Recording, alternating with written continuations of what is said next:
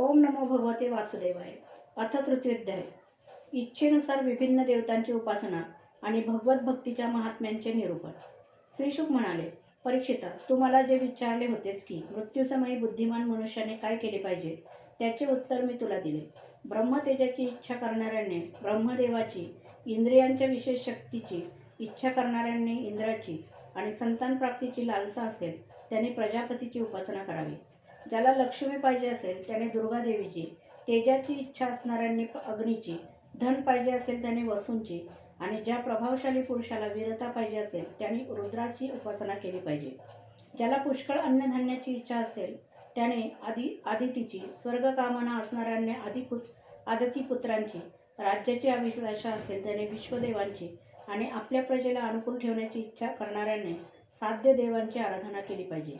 दीर्घायुष्याची इच्छा असणाऱ्याने अश्विनी कुमारांची, पुष्टीची इच्छा असणाऱ्याने पृथ्वीची आणि प्रतिष्ठा प्राप्त व्हावी अशी मनीषा असेल त्याने लोकमाता पृथ्वी आणि आकाशाची उपासना केली पाहिजे.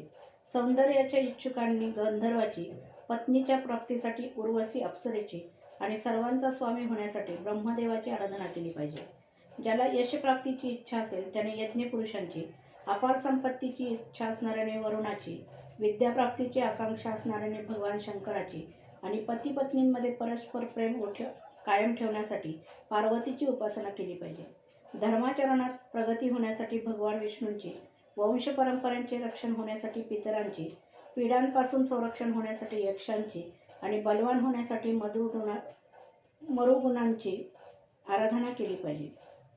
राज्यासाठी मन्वंतराचे अधिपती देवांना, जादूटोणा करता येण्यासाठी निरशतीला, निरनिराळ्या उपभोगांसाठी चंद्राला आणि निष्कामता प्राप्त करण्यासाठी परमपुरुष नारायणांना भजले पाहिजे.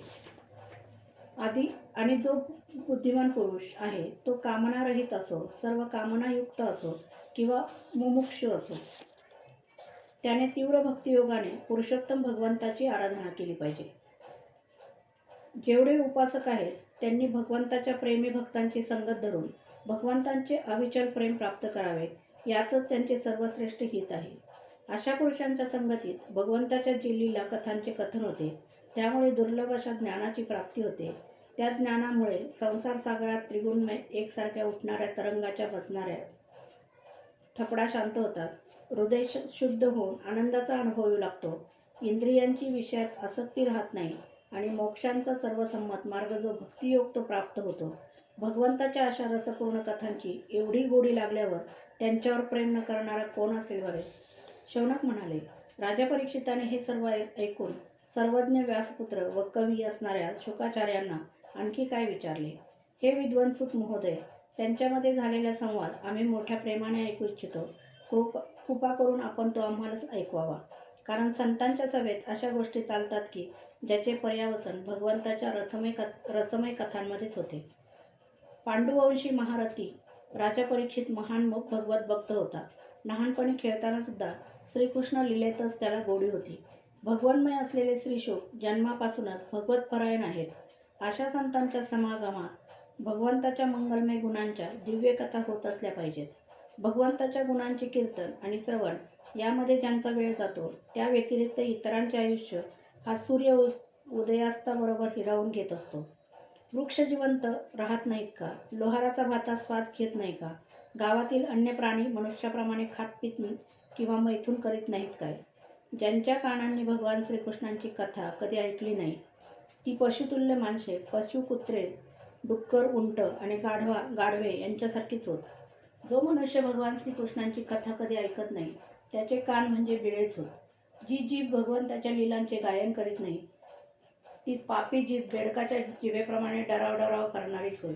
जे मस्तक भगवंताच्या चरणावर नमत नाही ते रेशमी वस्त्रांनी वेष्टीत व मुकुट घातलेले असले तरी केवळ ओझेच होय. जे हात भगवंताची सेवा पूजा करीत नाहीत ते सुवर्ण कंकणांनी युक्त असले तरी मुडद्याच्या हाताप्रमाणेच होत.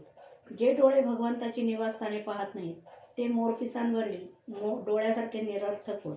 जे भगवंताच्या स्थानांची यात्रा करीत नाहीत ते माणसांचे पाय झाडासारखेच होत.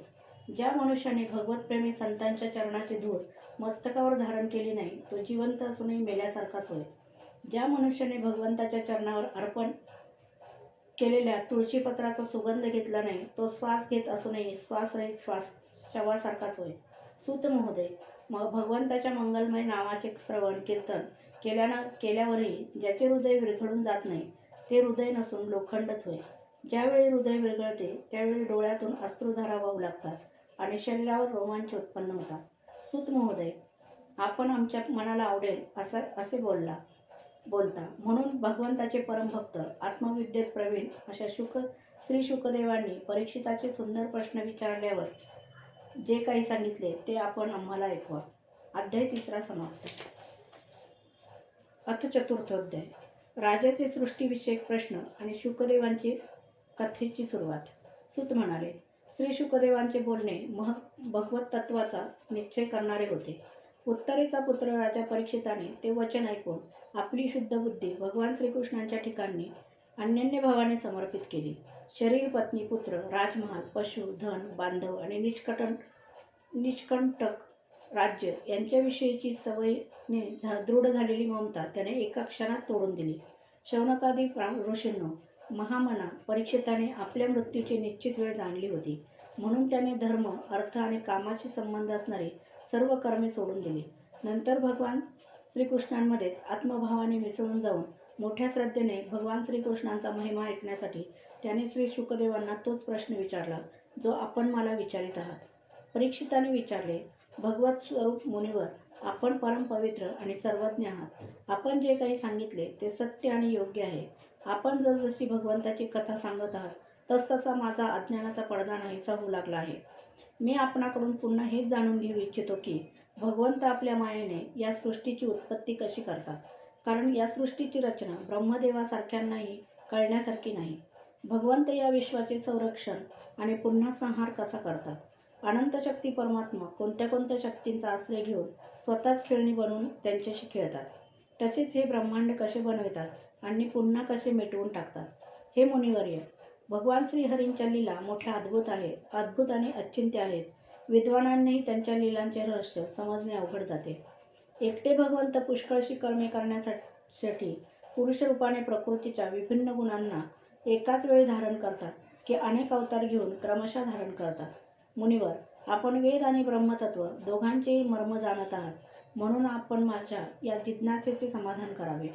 सूत म्हणाले, जेव्हा परीक्षिताने भगवंताच्या गुणांचे वर्णन करण्याविषयी अशा प्रकारे प्रार्थना केली तेव्हा श्री शुकदेव भगवान श्रीकृष्णांचे वारंवार स्मरण करून प्रवचनाला प्रारंभ केला.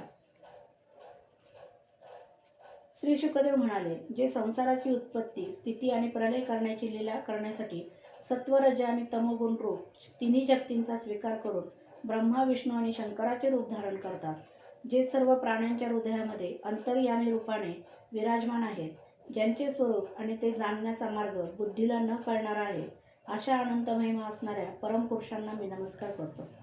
सत्पुरुषांचे दुःख नाहीसे करणाऱ्या, दुष्टांची उन्नती होऊ नये म्हणून निरनिराळ्या देवता बनून त्यांना मागेल तेवढेच फळ देणाऱ्या आणि परमहंस संन्यासाला त्याच्या इच्छेप्रमाणे आत्मवस्तूंचे दान करणाऱ्या परमात्म्याला मी पुन्हा पुन्हा नमस्कार करतो. जे भक्तवत्सल आहेत, भक्ती नसलेल्यांना जे अज्ञात असतात, ज्यांच्यासारखे ऐश्वर्य कोणाचेच नाही तर त्यांच्यापेक्षा अधिक कसे असू शकेल, अशा ऐश्वर्याने युक्त असूनही जे नेहमी ब्रह्मस्वरूप असणाऱ्या आपल्याच धामामध्ये विहार करतात त्या भगवानांना मी वारंवार नमस्कार करतो. ज्यांचे कीर्तन, स्मरण, दर्शन, वंदन, श्रवण आणि पूजन जीवांची पापे तात्काळ नाहीसे करते त्या पुण्यकृती भगवानांना वारंवार नमस्कार असो.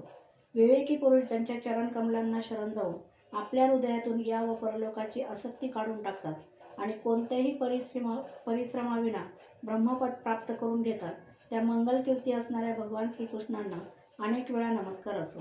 मोठे मोठे तपस्वी, दानशूर, यशस्वी, सदाचारी आणि मंत्रवेत्ते जोपर्यंत आपली मोक्षप्राप्तीची साधने स्वतःसह त्यांच्या चरणी समर्पित करीत नाहीत तोपर्यंत त्यांचे कल्याण होत नाही. अशा कल्याणकारी कीर्ती असणाऱ्या भगवान श्रीकृष्णांना वारंवार नमस्कार असो. किरात, पुल, आंध्र, पुलिंद, पुलकस, आभीर, कद्ग, यवन, खस इत्यादी कनिष्ठ जाती तसेच पापी ज्यांच्या शरणागत भक्तांना शरण जाऊनच पवित्र होतात त्या सर्व शक्तिमान भगवंतांना पुन्हा पुन्हा नमस्कार असो. तेच भगवान ज्ञानी पुरुषांची आत्मा भक्तांचे स्वामी, कर्मकांड करणाऱ्यांसाठी वेदमूर्ती, धार्मिकांच्यासाठी धर्ममूर्ती आणि तपस्वी लोकांसाठी तपस्वरूप आहेत. ब्रह्मदेव, शंकर इत्यादी देवसुद्धा शुद्ध हृदयाने त्यांच्या स्वरूपाचे चिंतन करतात आणि आश्चर्यचकित होऊन राहतात. ते माझ्यावर कृपेचा वर्षाव करत. लक्ष्मी देवींचे पती, सर्व यज्ञांचे भोगते आणि फल देणारे, प्रजेचे रक्षक, सर्वांचे अंतर्यामी, सर्व लोकांचे पालन करते, पृथ्वी देवीचे स्वामी, अंधक, उष्णी आणि यादवांचे प्रमुख, तसेच आधार, भक्तवत्सल आणि संतांचे सर्वस्व, असे श्रीकृष्ण माझ्यावर प्रसन्न होत. विद्वान पुरुष ज्यांच्या चरणकमलांच्या चिंतनरूप समाधीने शुद्ध झालेल्या बुद्धीच्या द्वारा आत्मतत्वाचा साक्षात्कार करून घेतात आणि आपापल्या आवडीनुसार ज्यांच्या स्वरूपाचे वर्णन करतात, ते भगवान मुकुंद माझ्यावर प्रसन्न होत. ज्यांनी सृष्टीच्या उत्पत्तीच्या वेळी ब्रह्मदेवाच्या हृदयात आधीच्या कल्पाची स्मृती जागृत करण्यासाठी सरस्वती देवीला प्रेरित केले, तेव्हा ती स्वतः अंगासहित वेदरूपाने त्यांच्या मुखातून प्रकट झाली. ते ज्ञानाचे मूळ कारण असलेले भगवान माझ्यावर कृपा करो. भगवंतच पंचमहाभूतांपासून या शरीरांना निर्माण करून त्यामध्ये जीवरूपाने शयन करतात आणि या 5 ज्ञानेंद्रिये, 5 कर्मेंद्रिये, 5 प्राण व मन या 16 कलांनी युक्त होऊन 16 विषयांचा उपभोग घेतात. ते भगवान माझ्या वाणीला अलंकृत करो. ज्यांच्या मुखकमलातून मकरंदाप्रमाणे पाझरलेल्या ज्ञानमय अमृताचे जे संत पुरुष सेवन करतात, त्या वासुदेवतर सर्वज्ञ भगवान व्यासांच्या चरणी माझा नमस्कार असो. परीक्षिता, वेदगर्भ स्वयंभू ब्रह्मदेवाने नारदांनी प्रश्न विचारल्यावरून हेच सांगितले होते. त्यांनी स्वतः भगवान नारायणांनी त्याला उपदेश केला होता आणि तेच मी तुला सांगत आहे. अध्याय 4 समाप्त.